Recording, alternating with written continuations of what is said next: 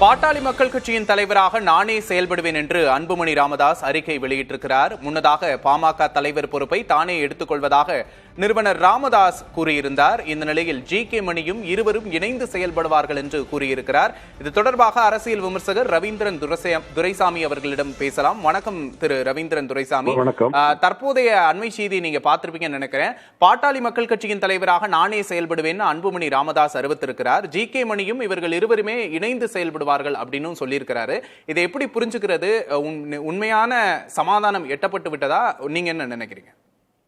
உண்மையான சமாதானத்தை நோக்கி அவங்க போயிட்டு இருக்கிறாங்க. இதுல ஃபேஸ் சேவிங் இல்லாம போயிடக்கூடாதுன்னு அன்புமணி ராமதாஸ் நினைக்கிறாரு.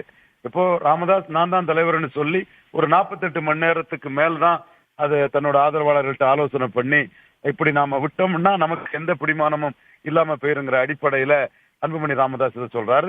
அது மட்டுமல்ல, கூட்டணி பற்றியும் தான் எடுப்பங்கிற அந்த இதையும் சொல்றாரு. இதுல இவங்களுக்குள்ள உள்ள கட்சியை யார் கண்ட்ரோல் பண்றது, முகுந்தனுக்கு இடம் என்னங்கிறதையும் தாண்டி கூட்டணி தொடர்பாட்டும் இதுக்குள்ள இவங்கள்ட்ட கருத்து வேறுபாடு இருக்குங்கிறதான் தெரிய வருது.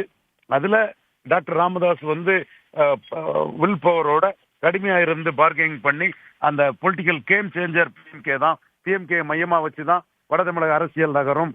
பாமக வெற்றி கூட்டணியா இருந்த ஒரு காலகட்டம் போனாலும் கூட பாமக கூட இருக்கிறவங்க தான் 2வது இடத்தையாவது இங்க அடைய முடியுங்கிற ஒரு முக்கியத்துவத்தை ஏற்படுத்தி எடப்பாடி பழனிசாமிக்கு பாமக முக்கியமான கட்சி, விக்கிரவாண்டி இடைத்தேர்தல்ல களத்துக்குள்ள நின்று 2வது வந்த கட்சிங்கிறத முன்னிறுத்தி அவர் செய்ய நினைப்பாரு.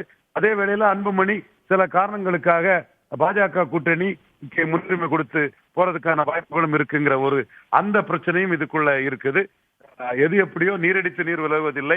என்னதான் பிரச்சனை இருந்தாலும் அவர்களுக்குள்ள நஷ்டம் வராத வகையில ஒருத்தருக்கு ஒருத்தர் சமாதானமா தான் போவாங்க. இந்த சண்டை உள்ளுக்குள்ள ஈகோயித்தம் இருக்கு, குடும்ப பிரச்சனை இருக்கு, கூட்டணி பிரச்சனை இருக்கு. எது எப்படி இருந்தாலும் அவங்க யுனைடெடா நின்னே வெற்றி கூட்டணின்னு சொல்ல முடியல. யுனைடெடா நின்னே அவங்க 3வது இடத்துக்கு தான் 2024 மக்களவையில போனாங்க. 2வது இடத்தை அதிமுக பாமக இல்லாமலே வட தமிழகத்துல பெற்றுட்டாங்க. அதற்கு பிறகு டாக்டர் ராமதாஸோட வில் பவர்ல விக்கிரவாண்டியில அவங்க 2வது இடம் வந்ததும் எடப்பாடி களத்தை விட்டு விலகி சென்றதுதான் அவங்களுக்கு பெரிய பிளஸ். என்றாலும் இந்த சூழ்நிலையில வெற்றி கூட்டணிங்கிற இடத்தை விட்டு 2வது இடத்தை நிர்ணயிக்கிற இடத்தை விட்டு ஒரு விக்கிரவாண்டி 2வது இடம்ங்கிறதுல என்னதான் சண்டை இருந்தாலும் முடிவுல சமாதானமா போவாங்க அப்படிங்கிற ஒரு கணிப்பை நீங்க சொல்லியிருக்கிறீங்க. பாமக தலைவர் பொறுப்பை தானே ஏற்றுக்கொள்வதாக ராமதாஸ் அறிவித்திருந்த நிலையில் வலிமையான கூட்டணியை அமைக்க வேண்டியது எனது முதல் கடமை என்று அன்புமணி ராமதாஸ் தற்போது அறிக்கை வெளியிட்டிருக்கிறார். மேலும் தலைவர் பொறுப்பை தானே தொடர்ந்து செயல்படுவேன் என்றும் அறிவித்திருக்கிறார். அண்மை செய்தியை பார்க்கிறோம். கூடுதல் விவரங்களுக்கு நன்றி ரவீந்திரன் துரைசாமி.